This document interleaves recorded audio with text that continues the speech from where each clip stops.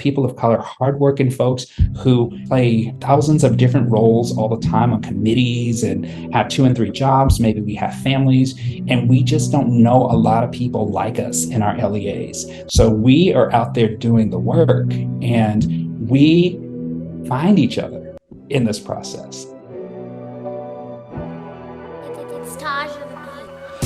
And welcome, ladies and gentlemen, boys and girls, guys, gals, and non-binary pals, to another episode of All the Above, the show that gives you an unstandardized take on education. I'm Jeffrey Garrett, one of your co-hosts, and I've been a middle and high school principal and a high school social studies teacher. And as always, I'm joined by... What up, family? It's Manuel, your favorite teacher's favorite teacher. I'm a high school history teacher here in the Los Angeles area, enjoying my summer break, about to start year 20 in the classroom. And this here, of course, is All of the Above, your home for news and analysis of all matters pertaining to our worlds of education. Shout out to all the classroom teachers who are on summer break right now. Shout out to all the administrators who are gearing up for a fresh start on another school year. And shout out to everybody who's listening who doesn't even work in education but just cares about education related issues. Jeff, it's July. It's conference season for a lot of teachers. It's hot. I think we've hit several world records for hottest temperatures on the globe, which isn't great. And yeah, that's all I got, man. How's your July? My July is packed. It's chock full of busy things at work, to be honest, but it's going well. It's just that there's a lot on the plate right now. I did have a little bit of vacation at the beginning of the month, which was great. Got to go travel and see family and breathe in Canadian wildfire smoke for like 10 days straight. That was just fantastic. That was the sweet smell of freedom, nice. As we say here in America. So yeah, man, it's July. Stuff is good. Weather's great, barbecuing and whatnot, having a good time.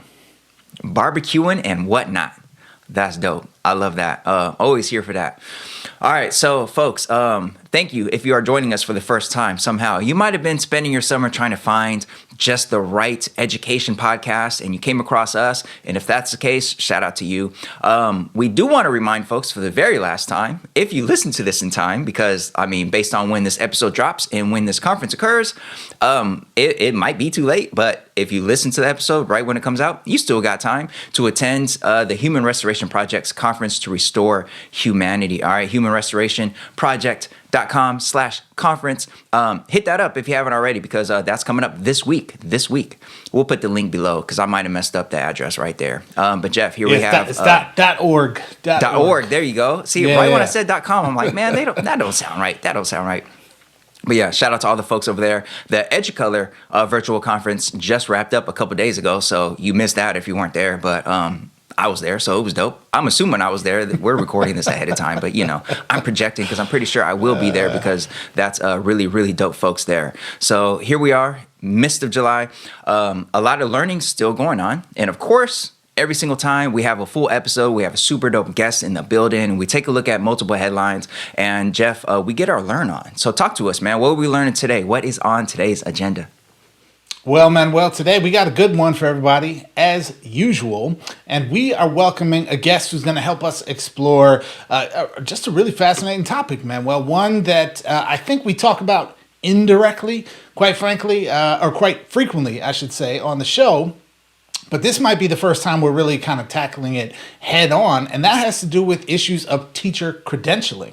And both at the front end of folks' careers, like what is the state doing, the California Commission on Teacher Credentialing doing to, bring in and cultivate and support and sustain the next generation of teachers. And then at the more sort of advanced level, we look at national board certification.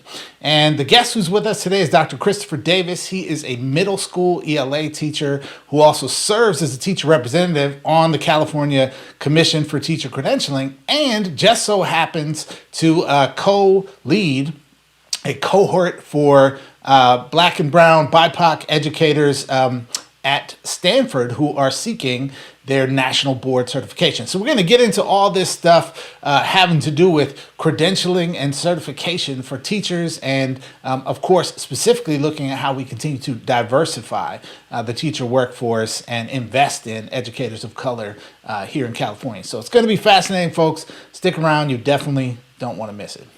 Yeah, sounds dope, of course. But at first, we have our Do Now. Let's take a look at some recent news and some headlines in the world of education. That's coming up next. Stay tuned.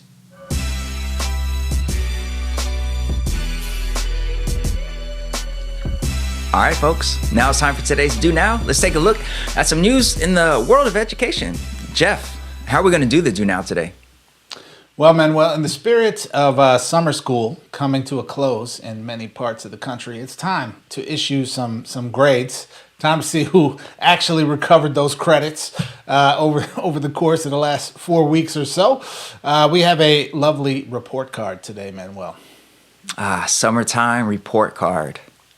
All right, let's get to it, Jeff. Our first grade on the summertime report card is a B. Nice. Love it. Great grade. You're doing well. Maybe not amazing, but, solid. Yeah, for sure. I mean, I figure if you're in summer school, you're either retaking the class because you failed it or got a D. So a B is great. Or you're getting ahead and, maybe you're advancing. And a B is not bad considering that you're doing it ahead of time, I guess, So, yeah. But this B here, though, this B is for bestie. Bestie. And this relates to a story that we got from the Hechinger Report, thanks to some reporting by Jill Barchet, who's kind of like our bestie. Like, we've never met Jill. We don't know Jill. But we have reported on several stories that were actually authored by Jill Barchet. So, shout out to Jill, our like unofficial bestie. We might need to reach out to Jill and send our appreciation for the great reporting that Jill Barchet has done for around the issues in education. But this here story is about a study. Jill reports about a study that found a significantly higher college-going rate for students who cultivated mentors in high school, or, teacher besties, kind of. So researchers from Brown, Harvard, and the University of Virginia examined the National Longitudinal Study of Adolescence to Adult Health, which is a periodic survey of 20,000 teens from 1994 into adulthood. Now, one of the questions that was posed in the year 2000 was, other than your parent or step-parent, has an adult made an important positive difference in your life at any time since you were 14 years old? Over 15% of the students, more than 1 out of every 7 respondents, said that a teacher, a school counselor, or a sports coach was their most important mentor. The researchers compared what happened to the 3,000 students who had mentors at school with the roughly 5,000 students who said they had no mentors at all.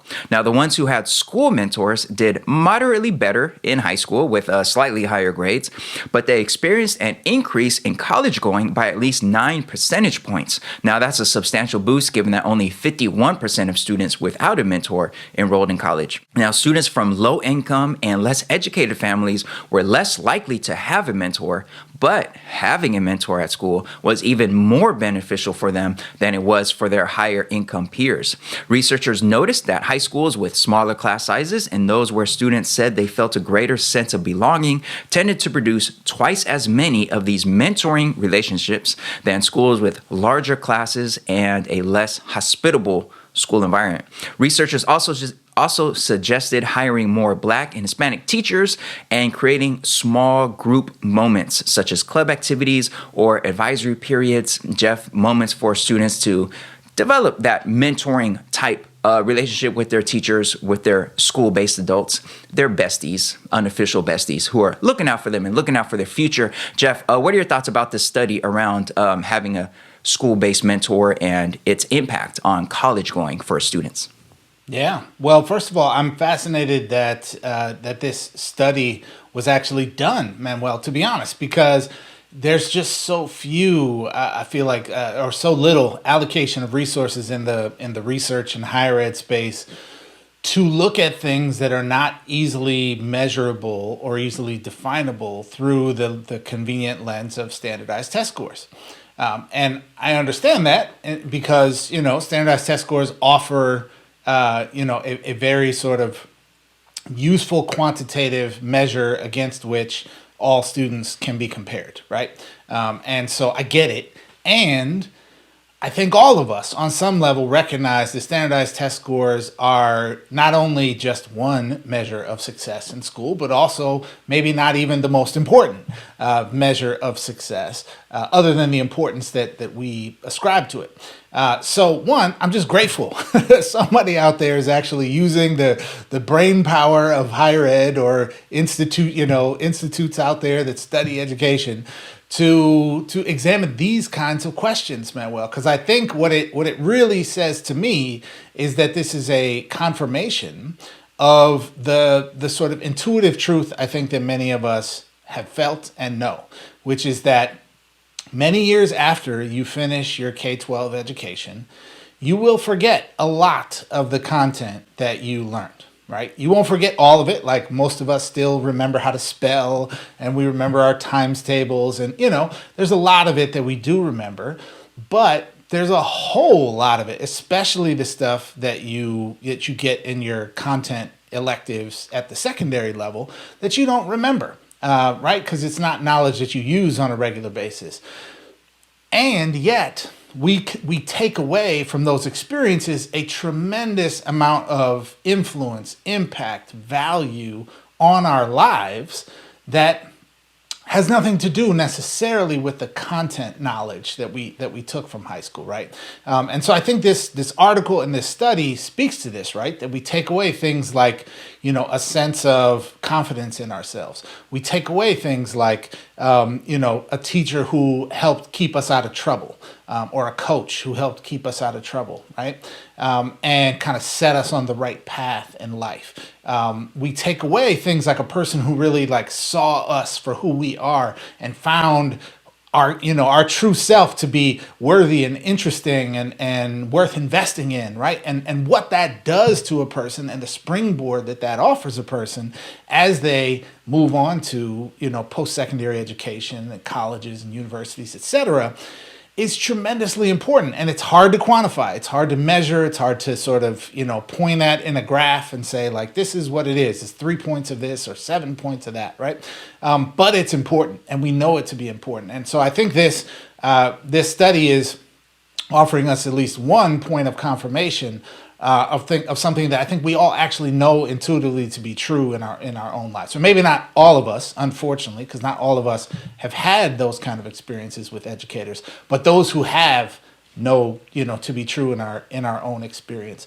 So from that standpoint, Manuel, I'm both grateful that this article was written, and I feel like this is yet another piece of information that tells us we have too narrow a definition of what success looks like in education right now, and it's this kind of stuff that is perhaps the next frontier of what do we mean when we talk about success for schools and success for teachers and success for students for that matter, and expanding that conversation to include more stuff that I think and I would argue is the stuff that really matters. That is the real value we get from public education. So that's how I'm thinking about it. Manuel, what's your take?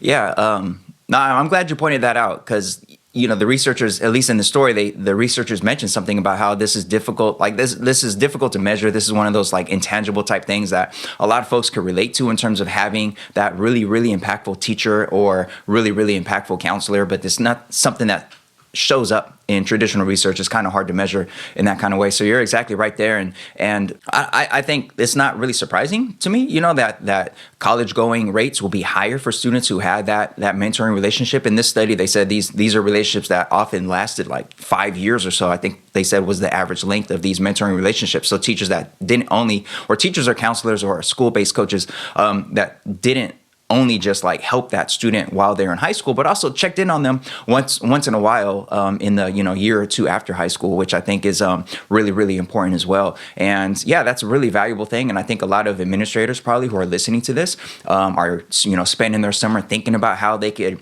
help cultivate these sorts of like this sense of belonging on their campus, because it is something that is kind of difficult to do in certain environments. And I think about my own school site, and that's one thing that I really love about my school site. Like, our classes might be a little bit smaller maybe than the average high school, I don't know, but like that sense of belonging is like really, really big on our campus. Like, students, staff, like everybody speaks to that. Like, it's a bit of the tradition, a bit of just like the legacy of our school, but like that sense of belonging is big. And I think back to when I was a student in high school, I didn't have that sort of mentor that, I was cool with teachers and coaches and stuff, but I didn't have anybody that was like really checking up on me consistently all the time. But at our school, like, man, like me for sure, I'm always checking in on students and trying to, go above and beyond to be their, quote unquote personal agent sometimes, to make sure that like, okay, they're learning how to advocate for themselves. And if not, I'm helping show them the way and, checking in on them, making sure that, they consider this and consider that when trying to navigate the process of even thinking about college. But also like a lot of teachers around me are the same way. And a lot of students speak to that. So, a lot of times when I do have a challenge with a student, and I talk to them about what other teachers they have and who they talk to, like chances are they got somebody that they're close with, and I could go to that person and they help me with that breakthrough. And this is the type of stuff that isn't researched enough and doesn't show up enough in measures of school success, of course, like you just said, in measures of like, just, performance of a school, but like critically important. So yeah, I really like the study. It really resonates with me and my experience as a classroom teacher. And I think it probably also resonates with a lot of folks who don't work in education, but remember school and remember, the good and the bad about it, and especially the adults who are really there looking out for them the whole time. So yeah, man, good stuff. Yeah. Yep. Absolutely, man. I look forward to a day, Manuel, where these kinds of measures are on the state report card, or these kinds of measures are in the news headlines when they're talking about, is the superintendent effective or not, or are teachers in our district effective or not? Like, we got to expand the conversation. Yeah, for sure.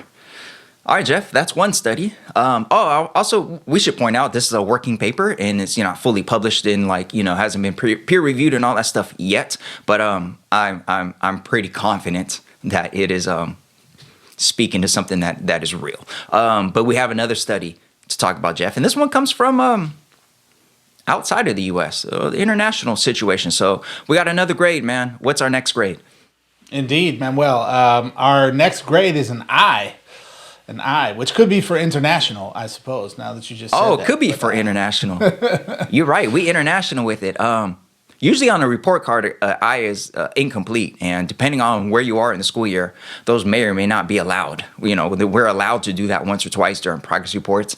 But like semester grades, especially end of the year, we get like 20 million emails talking about you cannot put an I, for logistical reasons or whatever. So maybe incomplete. Maybe this is also a working paper that hasn't yet been published or something. Is it I for incomplete?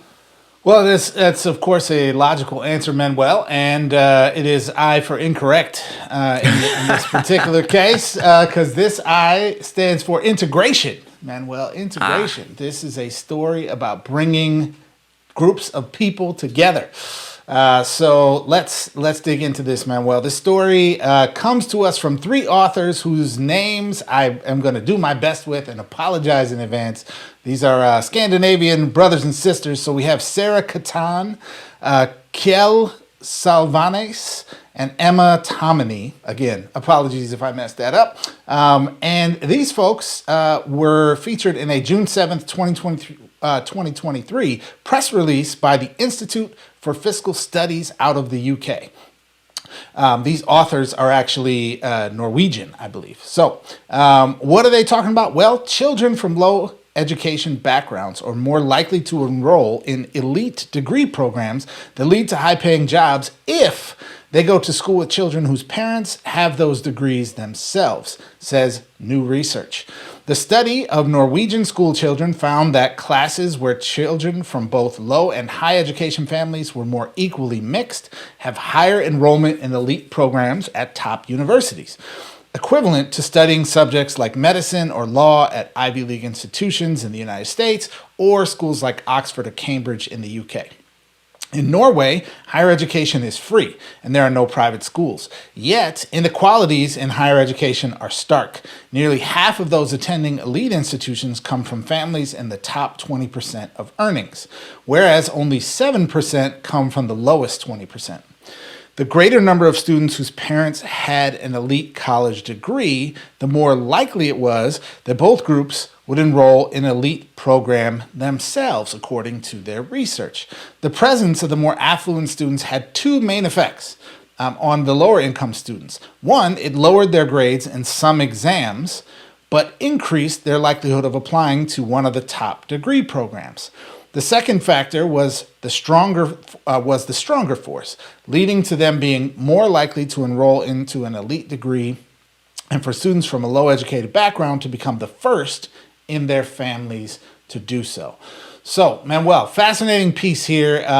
Certainly, a slightly different context, being in a much more sort of egalitarian and social democrat type of country in Northern Europe, but also maybe some very comparable sorts of struggles that they're grappling with, and perhaps implications for what they're realizing in terms of what class and education-based integration is doing for the kids in Norway. So, what say you about this? Yeah, well, this was a I for integration, and I don't know how that applies to us here, Jeff. We are fully integrated here in these United States. We are fully, we are not seeing race, we're not seeing class. We're together. We're just free over here, Jeff. We're just free. Exactly. But yeah, in thinking about this particular issue, this is one of those stories where there was like a story within the story. Like when I read your notes about this before I went back and read the article, that last note about how like these students from lower income families, less educated families, and when it talked about less educated, it didn't mean like parents who didn't graduate high school or didn't go to college. It was like neither of their parents went to an elite program. In this case, they were talking about law programs, medical degrees, things like that. So like that less educated was kind of wonky there. But in any case, that last note was about like how it actually lowered the grades of lower income students from less educated families to be around these higher income or more educated peers. I'm like, oh, that's interesting. Why would it lower their grades but then boost their... And I was thinking like, oh, that's kind of similar to our last story where it said like, it didn't really impact... The mentoring thing didn't really impact their grades so much, but it did boost college going. So then when I read the full story and like looked at that paragraph, it was really interesting because it said it lowered their grades when it was teacher assessed, but when their work was, it used the term externally blind marked or something like that. Basically, it sounded like when their work was assessed by someone who's not in that classroom and who's not looking at the names of the students and just assessing it, it actually didn't hurt their grades at all. So it's like, oh, wait, so these teachers who kind of know that these students are from so-called less educated, less affluent families were more likely to like lower the grades for those. That's like a story within a story there about grading, about teacher bias, about like the experiences of these students who aren't as elite as their peers in terms of the backgrounds and all that. And it was just like two little quick sentences in there. I'm like, wait a minute.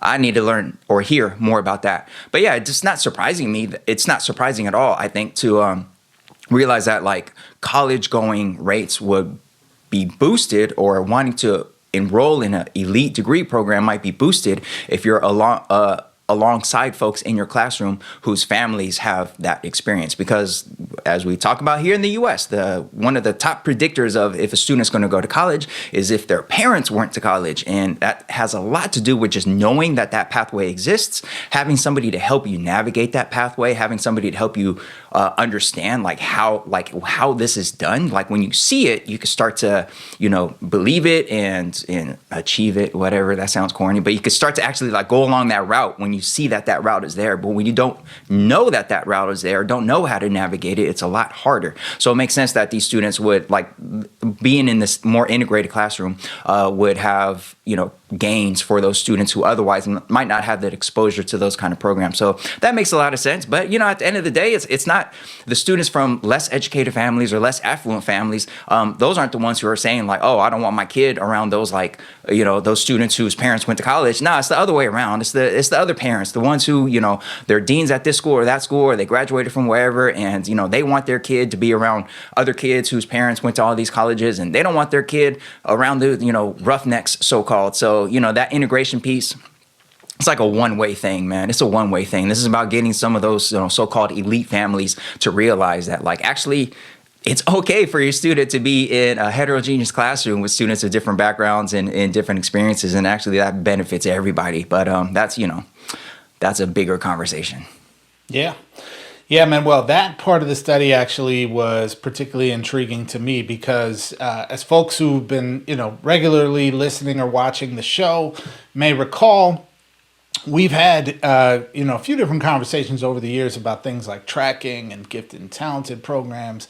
And I have always been like very deeply morally conflicted on this issue because like intellectually, I agree with the sort of anti-tracking movement.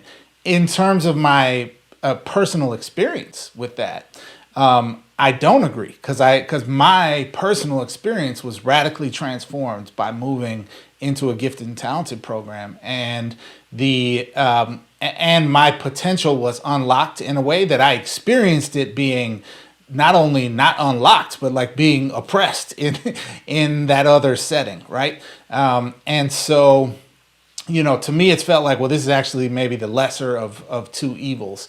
But what I found intriguing about this was that in the classes where, where the sort of higher education and lower education families were more equally mixed, in aggregate, they actually had higher enrollment and more selective, higher ed programs, right? So I think this is, a piece of evidence that, as you said, perhaps suggests to folks like me who are like, listen, I like the sort of egalitarian ideas that we're talking about here, but I'm not sure how this actually plays out in terms of harming or benefiting students like myself when I was in school. Maybe this is part, a data point that suggests that actually this is one approach to this challenge, right? It's like we need intentionally diverse classrooms in order to support greater outcomes, right, for everyone. And so that really resonates with me and kind of, speaks to my educator soul. So I think it's fascinating, Manuel. And honestly, in as much as we have, deep racial segregation in many of the schools in our country, we are, as a nation, particularly bad, just as bad, I would argue, at talking about class as we are as talking about race. Because we either just like to say everyone is middle class, which is obviously not true, or we can only talk about class with a sense of like blame, right? Like if you're poor, you must be morally flawed in some way. And so it's like a stain on your character to be that. So no one wants to be that, right? As opposed to talking about class with a sort of class analysis, any type of critical analysis of like the structures of wealth and poverty and capitalism in our country. And so I think this also challenges us to speak about the real world in more honest language around us and the ways in which class also shapes what school segregation looks like in this country. And of course, class and race are very, intersectional issues, especially here in the United States.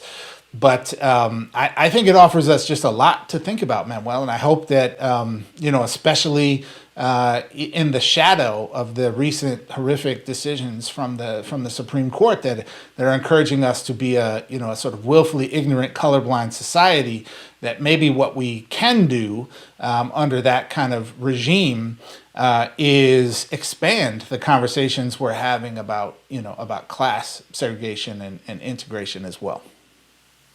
Yeah. And, to that point, I appreciate that this story coming from those Scandinavian countries, we always hear in education circles about how great and cutting edge education is out there and how they don't have the problems that we have. Yeah, they don't have fully the problems that we have because they invest in their education a lot more. But anyways, this study does show that they have their equity issues also in a very major way. So yeah, man, work to be done, conversations to be had.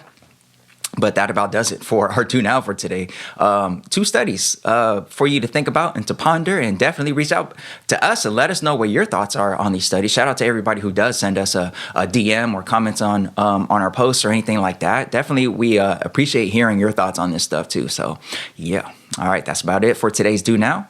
We have a seminar up next. We're going to talk about teacher certification and trying to diversify the teacher force while also upholding high quality teaching for all and helping BIPOC educators consider and go after that national board certification. So we got Dr. Christopher Davis in the building. That's in our seminar coming up next.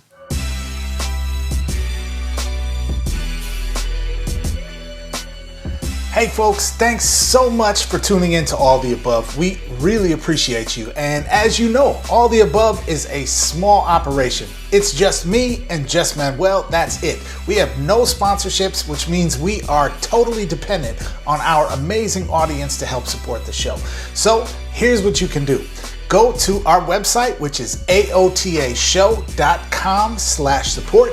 That's aotashow.com/support. There you can find links to everything you can do to support the show. You find all the links to every platform that we're on where you can like, subscribe, follow. Make sure you share our show with your whole network. Also, you can donate there. We are on Venmo. We're on Cash App, and most importantly, you can find the link to our Anchor page where you can become a monthly patron. Even a small donation once a month will make a huge difference in helping us continue to produce the show. Lastly, you can find there the link to get your flyest, best, latest, all the above show merch. Okay, all you gotta do is go to aotashow.com/support. Thanks, enjoy the rest of the show.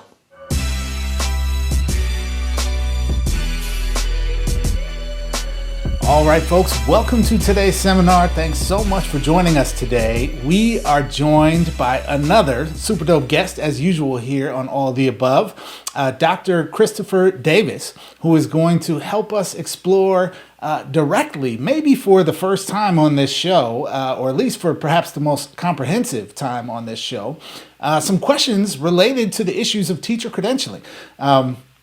How exactly are folks getting credentialed in the state? What is the state doing to support diversity and sustainability in the profession? And for our veteran teachers, we want to explore issues related to national board certification and helping diverse candidates continue to grow and thrive in the profession. So welcome, Dr. Davis, to All the Above. It's great to have you here.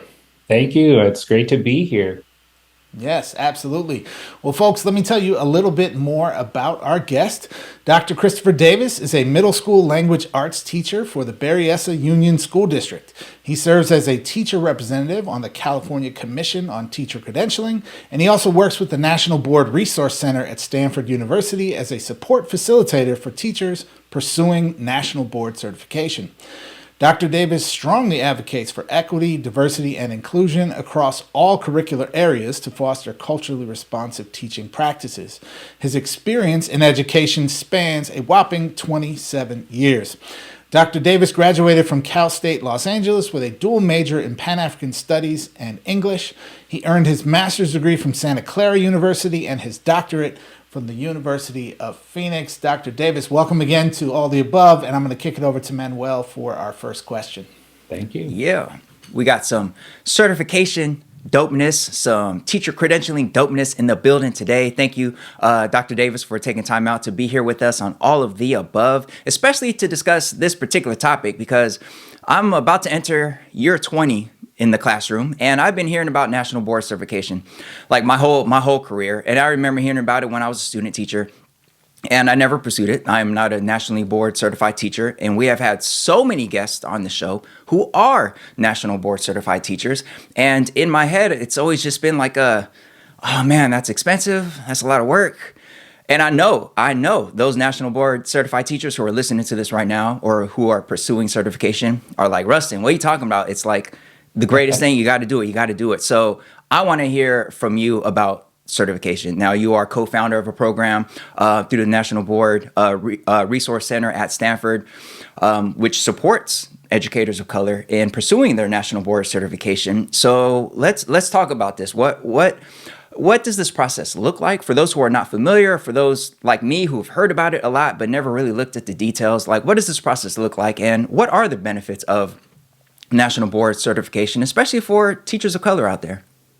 Okay, well, first and foremost, at the NBRC, the National Board Resource Center at Stanford, I play two different roles. I facilitate groups of foreign language teachers and also ELD teachers or ENL teachers in national board speak, English as a new language. And then separately, Silver and I also co-facilitate with Agnes Zapata a group of BIPOC teachers in their pathway to certification as well. So we give them additional support in addition to the traditional Stanford route. So they get that additional support.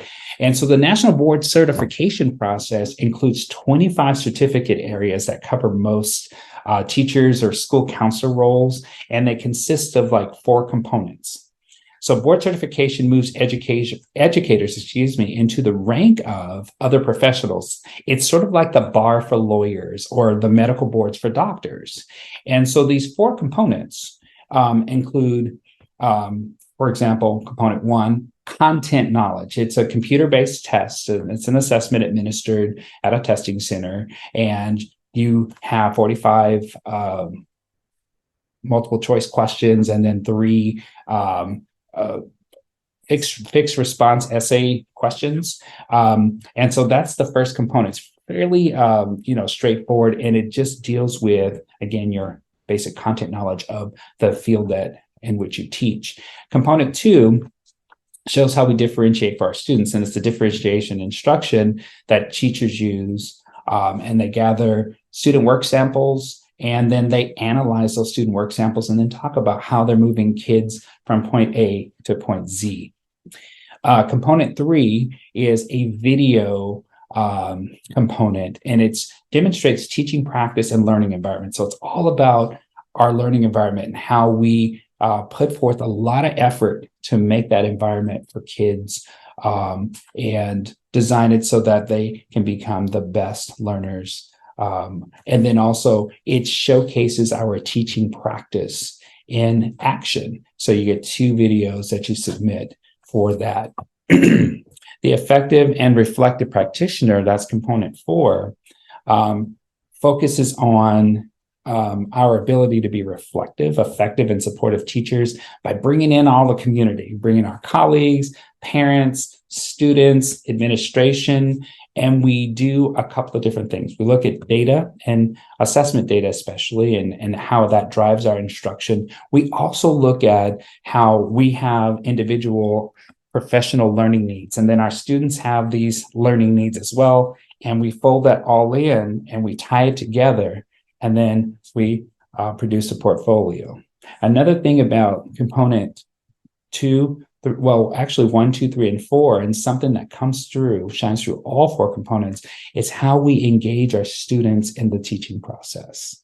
And so in a nutshell, National Board is modeled as a model way for teachers to reflectively look at their entire practice for everything that they do in a classroom and just closely scrutinize that and figure out how effective that is, and if not, retooling things so that they can put on the best exact, more precise practice in the future to move students to this, be successful in their classes. So the recertification process is every 5 years. The cycle continues. It's like renewing your credential, because it is a pathway to clearing your credential. And so certification being continuous, you get to manage your certification by going through the renewal process every 5 years. So in a nutshell, that's what it is. It's 4 components. It's not very expensive, by the way, Manuel. Okay. And we're going to talk about some funding sources for that and how the state is actually paying for this process for a lot of teachers in California. Yeah. Dr. Davis, I did want to sort of tack on a little bit to that last question, which is the benefits of earning national board certification for teacher candidates who successfully complete the process. I remember earlier in my career there was maybe more frequent talk about bumps in pay or other kinds of incentives. Honestly, I haven't kept track of is that still the case, or did I have good information at the time? But what are some of the benefits for folks earning national board certification?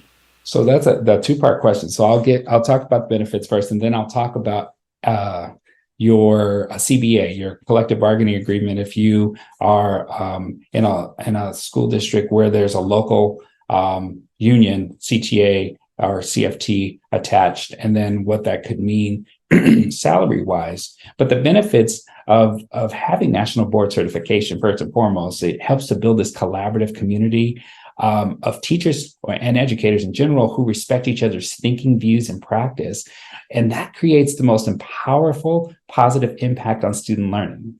And so, for example, according to the NEA, members attest to the positive effects of national board certification. And they talk about how it has improved their own classroom practices. There's a growing body of research that shows that nexus between the certification process and higher student achievement. And the certification process, process is rigorous, challenging, and it causes the teachers to really super analyze their work. And it's a powerful learning experience. And whether they achieve national board certification or not, it's just going through this process improves your teaching practice. It strengthens your practice through that self-reflective process. I'll give you a for instance. According to schoolcounselors.org, it demonstrates your leadership skills, helps expand your influence and expertise, opens doors for advancement, and provides portability.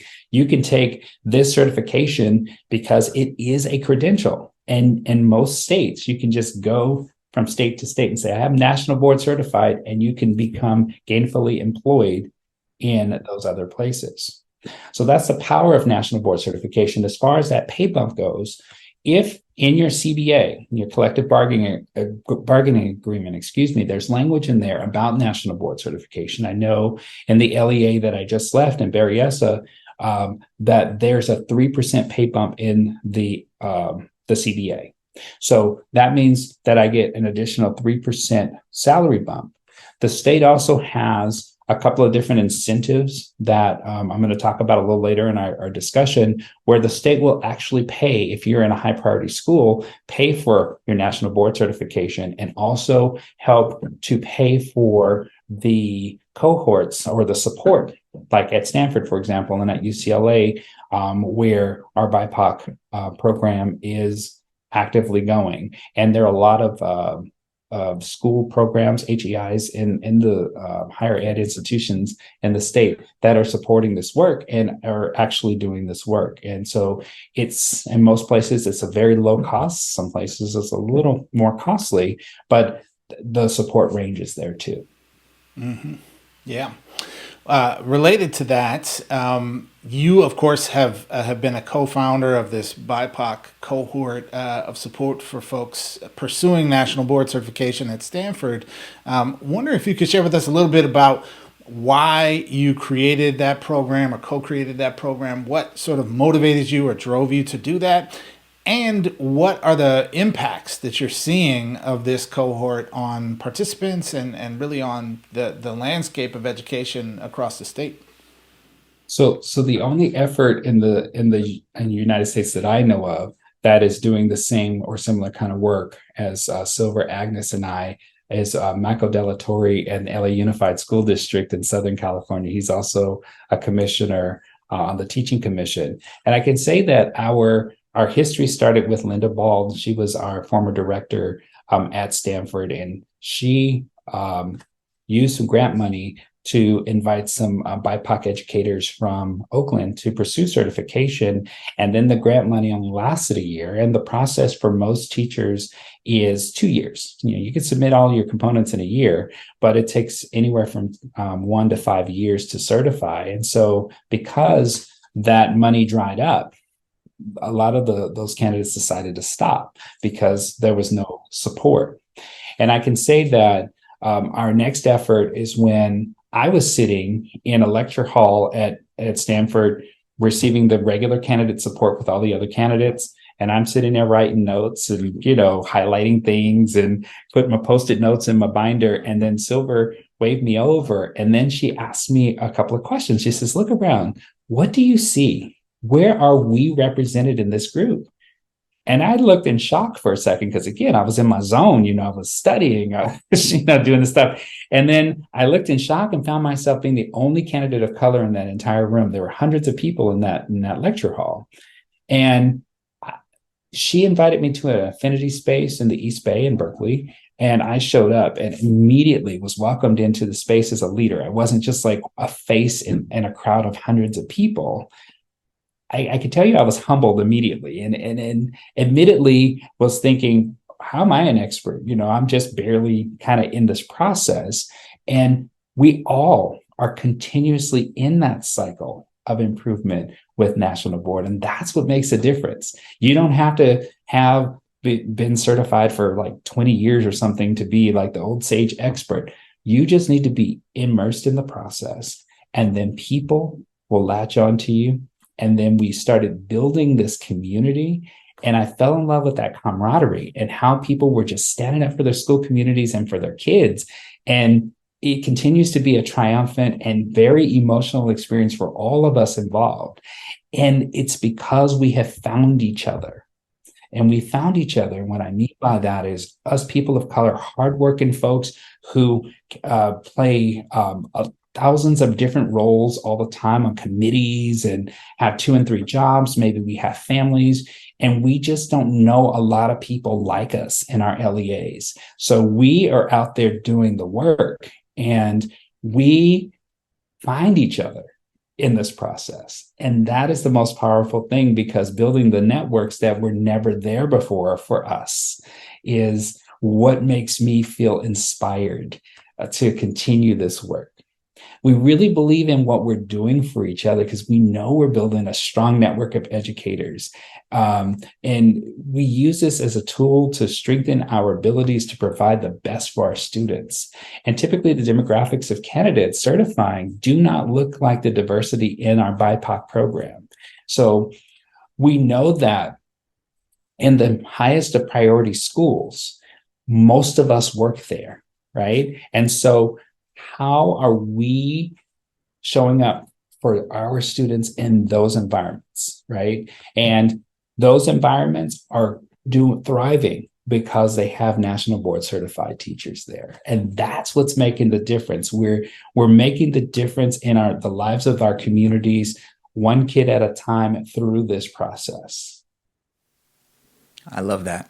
I love that. And you mentioned and, referred, of course, to the importance of diversity and educators of color finding each other and having a space, especially in a state as diverse as California, with the amount of diversity that we have, especially in our student body. Like, I want to talk about that a little bit. So in addition to your National Board work, you also serve on the California Commission for Teacher Credentialing. And I know not all of our listeners or viewers are in California, but I'm hoping most states have something similar. And the mission for the commission in California is to ensure integrity, relevance, and high quality in the preparation, certification, and discipline of the educators who serve all of California's diverse students. So in a state as large and diverse as California, what does that mean in practice? And especially now in the face of these attacks on curriculum, on books, on discussions around race, what work is, or what conversations are being had at the commission with regards to how to ensure that all of California's students do have a diverse set of high quality educators serving them? So first of all, I want to say that what we're doing at Stanford, what we're doing at UCLA, what we're doing through the National Board Resource Center, we have started we're embarking upon our third cohort group of teachers, which means that we will have about 80 to 100 teachers of color in the pipeline to become National Board certified. That means that we are retaining teachers in the profession. That means that people are initially clearing their credential as the highest level teacher in the profession. Our mission on the commission is supported by a membership appointed by the governor. So I'm appointed by the governor of California, and I represent, as do the other commissioners, a diverse swath of elementary, middle, high school educators, and the superintendent of public education is there, and school administrators are represented as well. So we get to sit with Tony Thurmond in the room oftentimes. There are 4 systems of higher ed: Cal State, private, community colleges, who are appointed by their own schools, are ex officio members, so they're represented too. So we have all education represented on the commission. In practice, our mission is 3 main things. We have educator preparation, we have certification, we have discipline that we do. So we have a robust system of educator preparation, the TPAs, the TPEs, the way that we become credentialed in California and all the various pathways.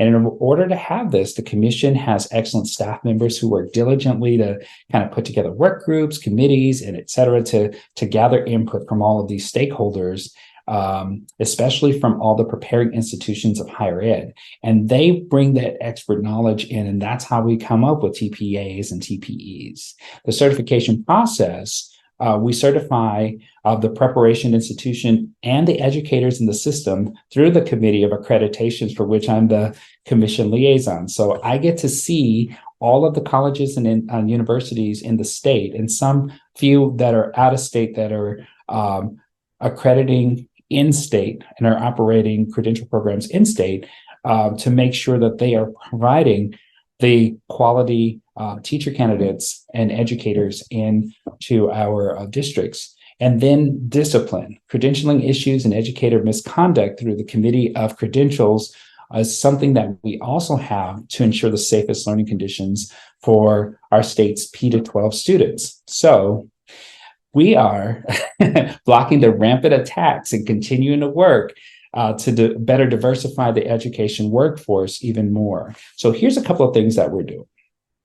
So looking at what it means to become a teacher and the systemic issues that preclude BIPOC folks from getting into the field is something that we are really looking at. Looking at the data and identifying those barriers and the different angles of this issue means looking back at the history. So most of us don't know this, but I'm going to throw a little history in Ed Code. In July 1st, 1963, California established that teachers needed to be credentialed, not just have a bachelor's degree, but need to be credentialed. So what this did was it set up a need for candidates to go to graduate school to attain a credential. So we don't have a combined bachelor's and credential program in California, so that someone could have a cleared credential to teach when they graduate with a BA degree. And so there's an extra burden of graduate school and interning, often for free, which makes it unattainable for many, despite having ITEP programs in the state, which are those integrated programs to prepare people to become teachers. So in practice, what this is if you have the financial backing and support at home, or you have a spouse that works, for example, or partner that works or something like that, then you can be supported through the process, and it's not sustainable.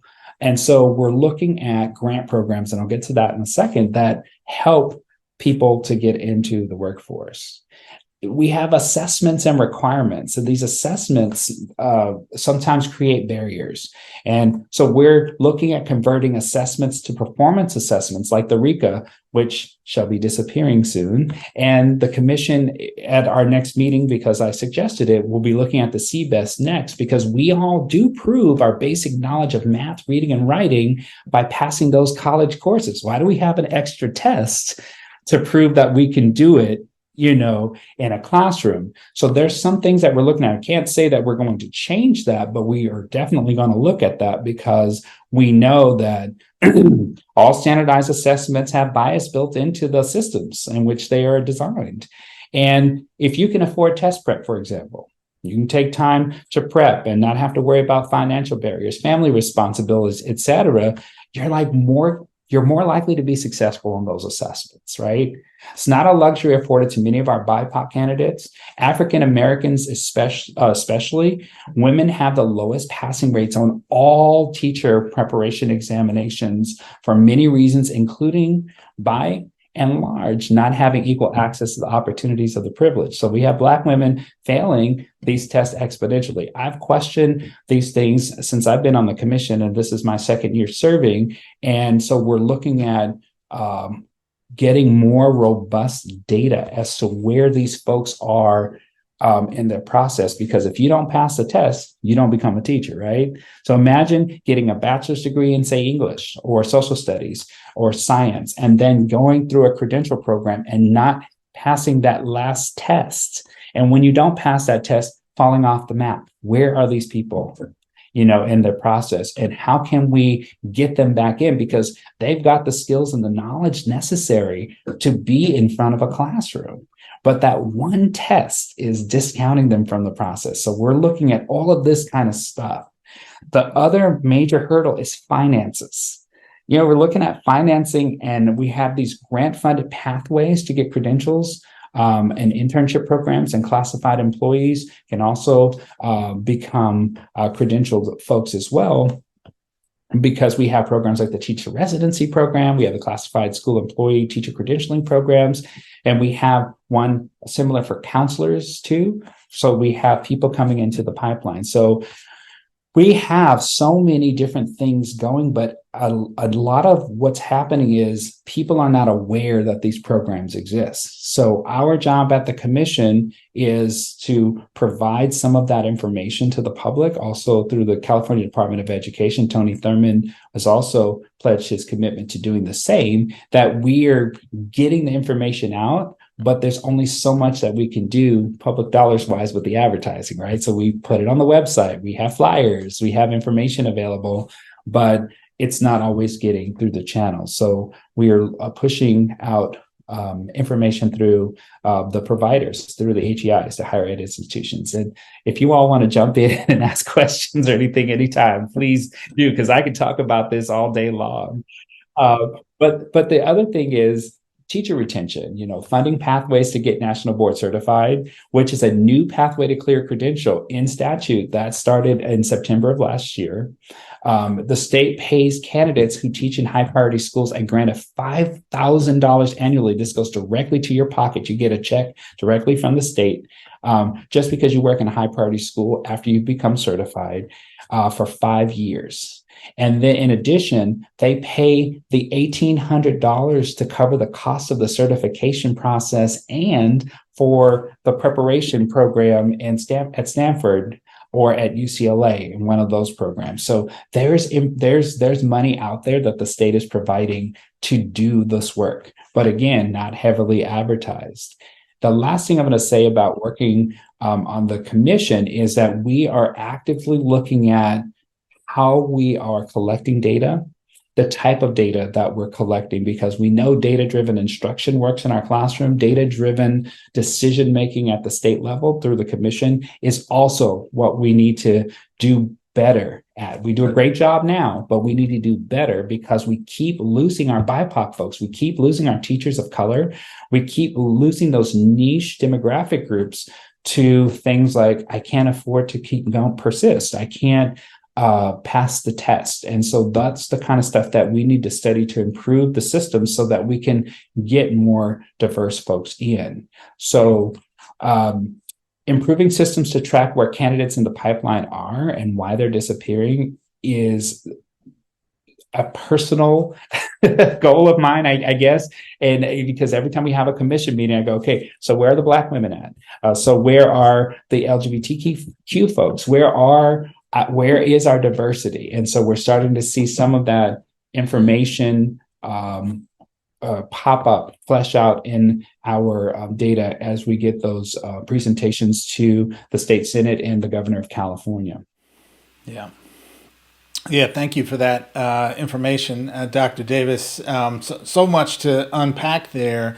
For our final question for you today, really we wanted to go a little bit deeper, I think, on sort of the last part of what you were just naming, which as a former school site administrator, as a current person who works with lots of principals, including principals at schools where staffing issues are front and center every year. Retention of newer staff in particular, and just a very shallow hiring pool in many cases available. This is sort of a dire issue that many schools and districts are facing, not only here in California, but across the country, around just a shortage of candidates. So I'm wondering if you could share a little bit, perhaps a little bit more with us about your thinking on what the highest leverage thing or things are that we can do to attract, retain, and sustain a diverse and high quality teacher workforce for our students and communities that deserve it. Sure. I mean, and I've asked several teachers in our BIPOC groups and through our networks here, Silver, White, and I, and we came up with a couple of common factors affecting new folks in the profession. And the first is financing. People need to make sure that they have salaries commensurate with their geographic location. I think a lot of young people don't go into teaching because of finances, but if you're going to have student loan payments and have interest in any kind of home ownership or starting a family, this career path is not necessarily viable unless you have a partner who works in the field or a different field who has some sort of financial backing, because it is really difficult to start in education. So that's why the state and the CDE are sponsoring these grant programs that I spoke of earlier. And information and availability about these grants through the CDE and the California Teaching Commission are available at ctc.ca.gov. And if they click on grant funded programs, there are 10 different grant programs where available for educators in the pipeline.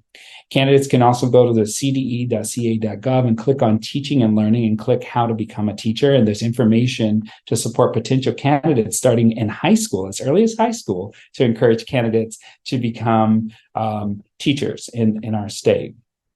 Another thing that precludes folks is geography.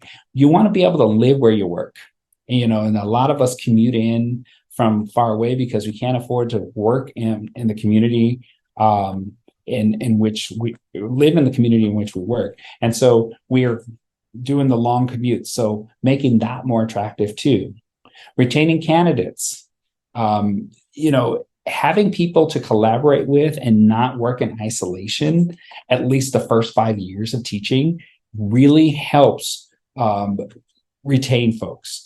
This can be in the form of coaching support, induction programs, and the like. Having people work in safe spaces with a trusted group of professionals is key to a successful teaching experience. This means making sure districts and principals see the value of consistent grade level team meetings, for example, and advocating them to be the norm, and not just it's a requirement because your CBA says so, or this is just some stuff where we're just going to push around some paperwork. Make that meaningful. And then educators feel safe to make mistakes and learn from them. This may require a reimagining of how schools and LEA structure the support for their educators. It seems that the education demands keep shifting, and we know this as practitioners, right? But schools are by and large providing education the same kinds of traditional ways they always have. Gretchen Weber at West Ed, I love reading her stuff. She lists some differentiating models in her Q&A article entitled Addressing the Teacher Shortage, Recruiting and Retaining Teachers. And she talks about these different models of restructuring the roles of teachers and how they mentor each other and how they work in this collaborative way. So powerful stuff if you get a chance to get that article. And then overall, educators need to feel confident that they're working in a physically safe environment for themselves and their students. And creating that collaborative community is super important in that way. To sustain candidates, national board certification is that self-reflective process. And here's that shameless plug for national board certification again. But this is one of the things that Silver and I have discovered about what we're doing through Stanford, through our networks, through our BIPOC networks, and through UCLA, is that teachers who are seasoned and have been in the profession 10 plus years are coming back to do this national board certification. And so it's helping to keep them engaged in the field of education. So what they're doing is they're looking at how they pull in the community, how they pull in parents and students and colleagues to look at how they're differentiating and using data and all of the tools in their toolboxes to drive their teaching practice. And the process literally produces the strongest educational leaders. And I'm not just saying that because, I'm a support provider. I literally see this in teachers. You should see when folks come and say, well, I haven't been in college in so long, I'm not sure how to write for this. And once they get into the weeds of how it goes, and through our support networks, we see these strong, empowered, strong-willed teachers who are really confident about what they're doing. And then they talk about the learning gains. They talk about those test scores, increasing the academic progress of their students, the programs that they are sponsoring, and the gains that the kids have, not only academically, but socially, how they're helping engage parents and bringing our second language learners, for example, into the community, into the school to actively participate in the education of their children. So that impact on student learning is immense that we get. And that's how we're supporting candidates and sustaining them in the process. That's one way. Another way, we all need leaders to recognize and work to dismantle racism in the system. And I know I've listened to a lot of your podcasts, and we talked about that before, where you all talk about that dismantling and the process and the work that takes. So while there are many of us who are out there already doing the work, it's a burden that requires everybody to be proactively working to this end. Seasoned teachers can promote this notion and lead by example. So this is another way to re-engage our current workforce.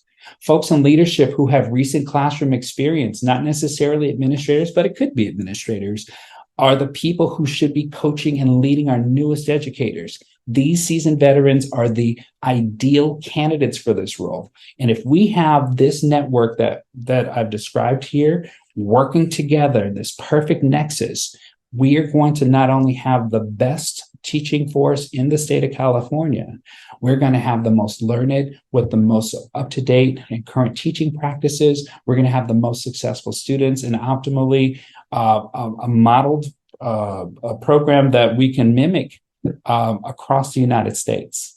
And I think that California has so much potential, and we're on our way, but it is a slow-moving process because it's education. And you got to convince a lot of folks that, this is the way to go.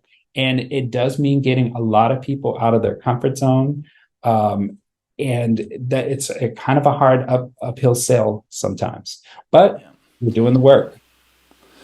Well, Dr. Davis, thank you so much for joining us today. Unfortunately, we're going to have to leave it there. But folks, our guest today, Dr. Christopher Davis, who is a member of the California Commission on Teacher Credentialing and also a support facilitator with the National Board Resource Center at Stanford University.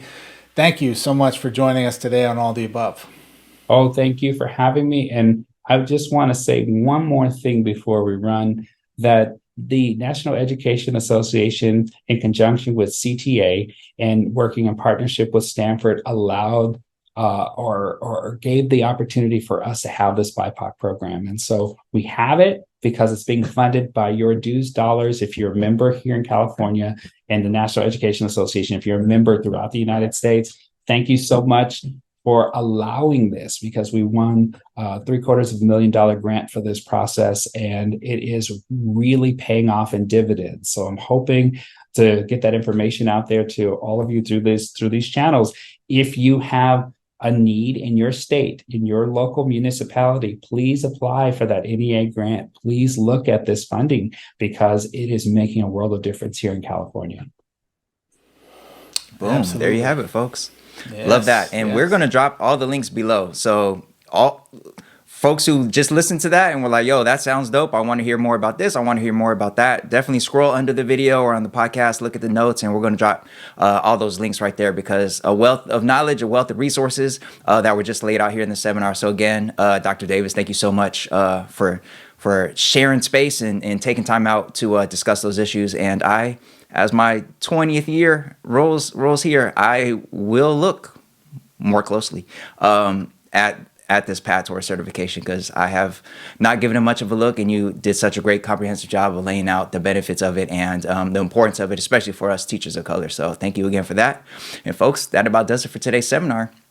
Up next, class dismissed.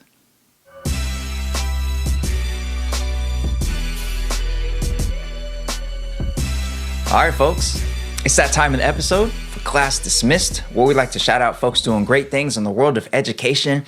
And just full transparency here, you know, summertime, our recording schedule's a little off. I was traveling, Jeff been traveling, and sometimes we record these well ahead of time before they actually publish.